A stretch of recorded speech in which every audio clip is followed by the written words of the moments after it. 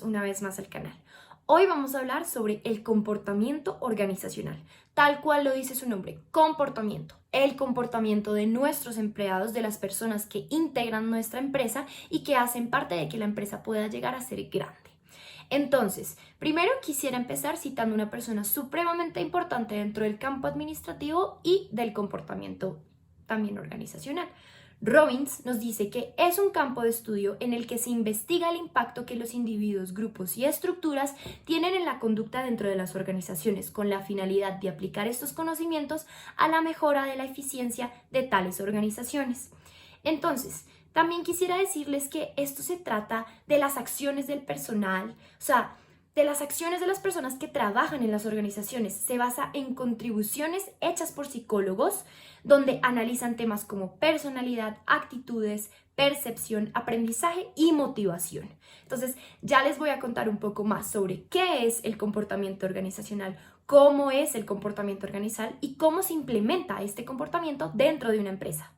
El propósito de este video es que usted entienda cuál es el concepto de comportamiento, diferenciar sus niveles, valorar sus utilidades para el gerente e identificar algunas de las herramientas para su gestión. También vamos a definir muy bien qué es comunicación, cómo se comunica y cómo debe comunicar un gerente. Más allá de eso, también vamos a valorar la utilidad para el gerente e identificar algunas de las herramientas para su gestión. La dirección organizacional. Este es uno de los puntos más importantes. ¿Por qué? Porque la dirección depende del comportamiento organizacional. ¿Por qué? Porque usted debe generar acciones o influencias personales para lograr los objetivos organizacionales mediante la toma de decisiones que llevan una conducta en la guía del comportamiento organizacional.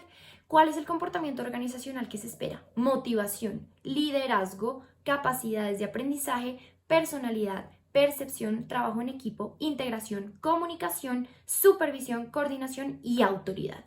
Y obviamente control. Entonces, su director debe ejercer este tipo de habilidades para lograr llegar a su trabajador de tal manera que la dirección ejerza buenas acciones que puedan llegar al comportamiento organizacional. ¿Qué es el comportamiento organizacional? El comportamiento organizacional es el conjunto de conductas, acciones o formas de proceder de los individuos en las organizaciones, tanto interno como externo. Entonces, quisiera hablarles sobre el enfoque y los objetivos del comportamiento organizacional. El comportamiento organizacional es el análisis de las acciones que realizan las personas en el ámbito laboral.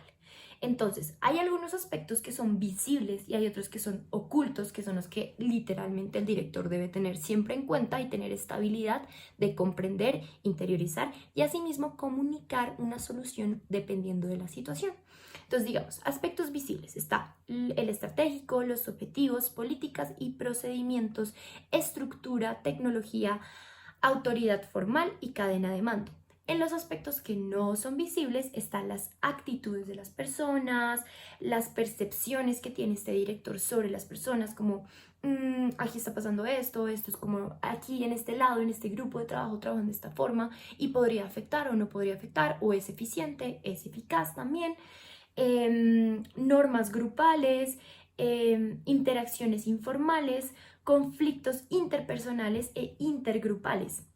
Digamos que este gerente es la machera porque se la pasa por toda la empresa mirando cómo trabajan sus personales, pues como sus personas de la empresa, los que conforman la organización. Entonces, esta persona tiene esa habilidad de como interiorizar las cosas que pasan dentro de la empresa. Entonces, digamos, se da cuenta, más o menos, se da cuenta y es consciente de lo que pasa dentro de su organización.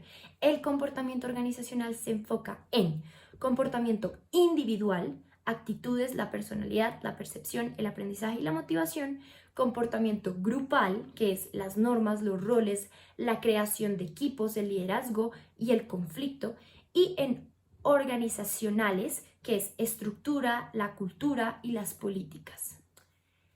El objetivo del comportamiento organizacional explica, influir y predecir los siguientes comportamientos. Está la productividad del empleado, que es la medida de desempeño que toma en cuenta tanto la eficiencia como la eficacia de él. El comportamiento cívico organizacional, CCO, la conducta discrecional que no forma parte de los requerimientos formales del puesto de trabajo que ocupa el empleado, pero sirve para fomentar el funcionamiento eficaz de las organizaciones. El ausentismo, hábito de no hacer acto de presencia en el trabajo. Está mal, eso está mal. Satisfacción laboral, actitud actitud general del empleado hacia el trabajo que desempeña. Si el empleado tiene full actitud y sabe lo que está haciendo y está rindiendo. Ausentismo y rotación del personal. Abandono permanente, voluntaria o involuntariamente del puesto, se ocupa de como el man solo no va y abandona su trabajo, no está, a veces sí, a veces no, y no ocupa su puesto en la organización. Mal comportamiento en el lugar de trabajo. Cualquier conducta asumida intencionalmente por el empleado, la cual puede dañar a la organización o a los individuos que la conforman. En relación con lo que dije anteriormente sobre el objetivo del comportamiento organizacional, hay que tener en cuenta que las actitudes son declaraciones evaluativas favorables o desfavorables que se emiten respecto de los objetos, personas o acontecimientos que pueden generar el desempeño laboral de un empleado. Entonces, un gerente sí como que detecta, no sé, actitudes de manipulación, pasivas, agresivas, o acerta o tiene ciertas premisas sobre sus empleados, debe tener en cuenta la satisfacción laboral que tienen sus empleados. Entonces, digamos que de la satisfacción laboral se derivan el resto de los objetivos del comportamiento organizacional. Entonces, digamos que ahí está, como les decía anteriormente, el mal comportamiento en el trabajo, la satisfacción informal de la cultura, la productividad del empleado, la ausencia. Entonces digamos que depende de la satisfacción general que pueda como comunicar el gerente y que no solamente comunicar, sino que se esté generando dentro del desempeño laboral de los empleados para que se dé bien el trabajo de estos.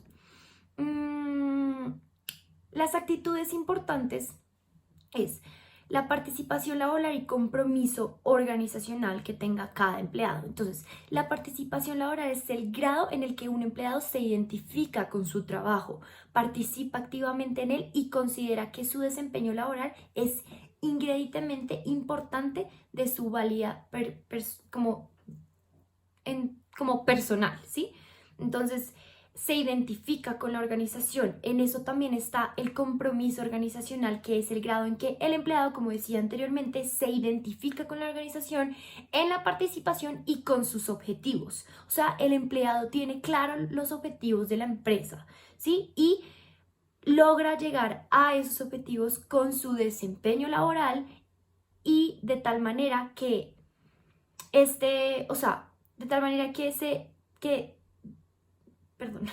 de tal manera que su filiación a sí misma sea exitosa.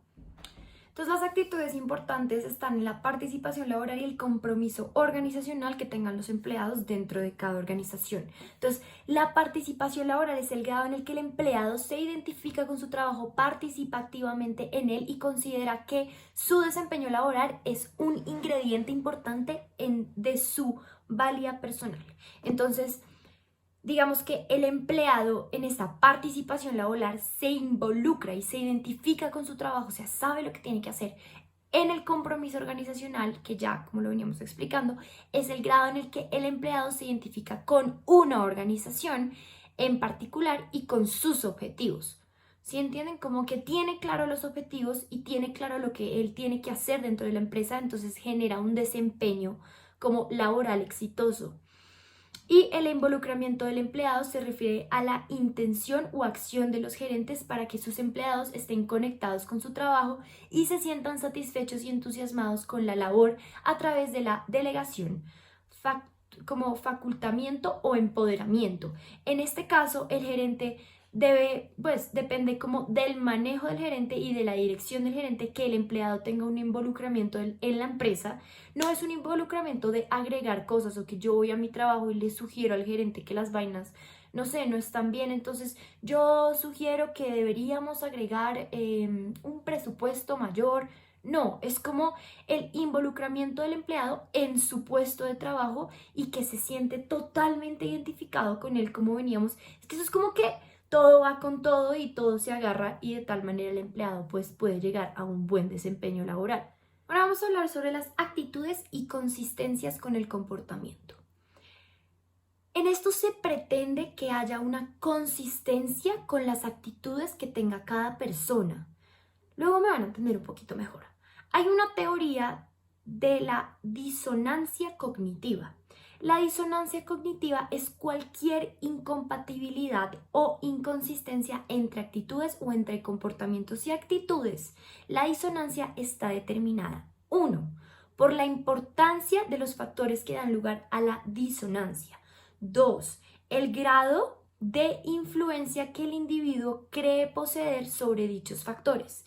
3, las recompensas que puedan estar involucradas en la disonancia.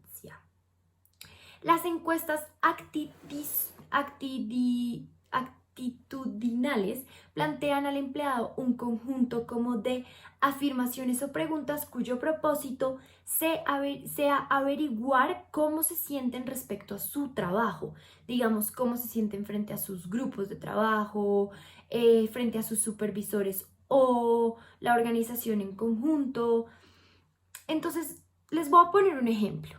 Digamos que la universidad me da la posibilidad de que yo vaya a un centro de ayuda en caso de que me sienta pues mal o que tenga algún problema.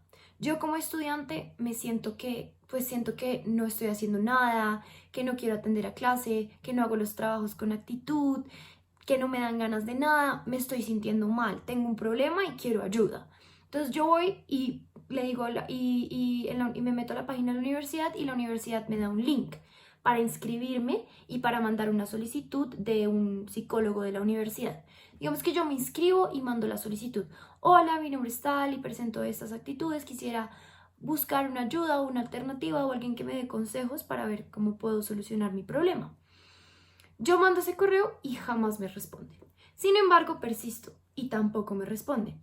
Eso quiere decir que después yo voy a tener ya no voy a tener la misma actitud con la que mandé el correo, con la que, empecé la iniciativa de querer solucionar un problema que me está afectando directamente. Entonces, digamos que las personas pierden como la actitud y pierden como la lentía de salir adelante porque no hay una consistencia entre sus actitudes. ¿Sí entienden? Entonces digamos que más o menos eso es lo que se quiere lograr con los empleados, que también cuando un empleado tenga la actitud haya una respuesta para ese empleado y que se pueda solucionar a tiempo. Una de las habilidades más importantes de una persona que dirige una empresa o de un gerente es definitivamente la comunicación. Es una habilidad que no todo el mundo tiene. Es una habilidad en la que tú debes ser muy sensible con las personas, debes hacer un diagnóstico social sobre lo que está pasando dentro de tu empresa y ser muy comprensivo y de tal manera poderlo expresar. La capacidad de comunicar en forma efectiva es una habilidad que, como digo, todos deben dominar muy bien. El gerente no puede tomar decisiones sin informar y esa información debe ser muy bien transmitida. Una vez que se tome una decisión, nuevamente debe comunicarse, pues de otra manera nadie sabría lo que se dijo. Entonces, o lo que se decidió. La comunicación es el proceso de transferencia y comprensión de significados. La comunicación interpersonal, la comunicación entre dos o más personas. La comunicación organizacional es que son todos los patrones, redes y sistemas de comunicación que hay dentro de una organización. Digamos que aquí les voy a explicar la comunicación como tal. Entonces, está primero el emisor. Después está el mensaje, el medio, el receptor y después se devuelve el mensaje. Entonces, el emitor es quien emite el mensaje. El mensaje es codificado. Digamos que si el mensaje es codificado es porque estamos en un buen proceso. Luego utilizamos un medio para que ese mensaje sea como bien codificado. Luego ese medio lo pasa a un receptor que es quien recibe el mensaje y este es decodificado. Entonces ahí cuando está codificado y pasa a ser decodificado quiere decir que el mensaje se recibió exitosamente. Los métodos de comunicación pueden ser cara a cara, por teléfono, por conferencia, por por un medio de computador o un correo, tableros de noticias, correo electrónico, un comunicado de prensa que pueda, digamos que aquí hay varias formas de comunicarle a los empleados lo que pasa de forma interna y también externa. Si es algo externo que afecta a la empresa directamente, se hace un comunicado de prensa, que es algo que cuenta lo que pasó, da la cara, digamos que da la cara frente a sus clientes. En este caso, la comunicación debe ser muy delicada, porque pues es algo, si hay un problema externo, es algo que está afectando directamente el negocio. Les voy a poner un ejemplo. No sé si hace poquito vieron que Adia Merlano, una presa una presa, se escapó y la recogió una moto de Rappi. En este caso, hay dos empresas que se ven involucradas en este problema. Uno, el IMPEC, y dos, Rappi. En este caso, ¿qué tiene que hacer el IMPEC y Rappi? El IMPEC debe mandar un comunicado de prensa dando la cara frente a los hechos, como lo que sucedió, y explicándole a los demás lo que pasó. Y Rappi también debe hacer un comunicado de prensa para que esto no afecte a su negocio. Entonces, digamos que ese es un medio por el cual la empresa puede comunicarse con sus personas externas. En la parte interna de la empresa, personalmente me parece que la comunicación más eficiente es cara a cara. Por teléfono depende de los asuntos. Entonces digamos que yo aquí diría que de las cosas más importantes es la codificación y la descodificación de los mensajes y el medio por el cual estos se transmitan. Digamos que depende mucho de la información que tú estés manejando para que llegue correctamente al receptor al que le estás mandando el mensaje. Comunicación interpersonal efectiva. Aspectos de importancia. La comunicación no verbal. La comunicación no verbal está en el lenguaje corporal que tú le des a la persona. Digamos, yo en este momento estoy utilizando mis manos para transmitir mi mensaje. Yo soy el emitor que te transmite un mensaje a ti, tú eres el receptor que lo está recibiendo. Entonces digamos que mis mensajes o lo que yo quiera decirte a ti depende mucho también de mi lenguaje corporal y cómo yo me exprese a ti. La entonación verbal, que sea clara con lo que estoy diciendo y que te sepa hablar con un lenguaje que tú entiendas. Digamos que no siempre puedo usar un lenguaje para todo tipo de personas. Depende del trato, depende de la persona y depende de muchas cosas. Entonces, la comunicación interpersonal efectiva, hay ciertas barreras. Filtrado, emocionales, sobrecarga de información, actitud defensiva, lenguaje, cultura nacional. Esos son barreras de la comunicación interpersonal efectiva. ¿Cómo se puede superar las barreras de la comunicación? Digamos que para que una persona escuche de forma activa, uno no debe interrumpir. Si tú interrumpes a una persona que te está hablando, probablemente vas a mostrarle que eres un poquito más superior y que no te interesa lo que está diciendo. Mostrar empatía, como que lo miras a los ojos, lo escuchas, como que tienen química. Parafrasear lo que dijo, evitar acciones o gestos que distraigan. No sé, yo te estoy aquí mirando y de la nada empiezo a hacer así. Y entonces la comunicación es lo máximo porque, ¿sabes? Como que, sí, no sé. ¿Y qué era lo que estabas diciendo? Más o menos eso, como que distraigo también a la persona porque empiezo a hacer movimientos o tics. Entonces, no sé, un tic como... Sí, claro. Obvio. Sí, súper. Ya. Súper. Puedo distraer a la persona. Hacerle preguntas, súper importante. Si tú le haces preguntas a la persona con la que estás hablando, esa persona como que siente que a ti te interesa y que tienes curiosidad de saber más cosas sobre lo que piensa.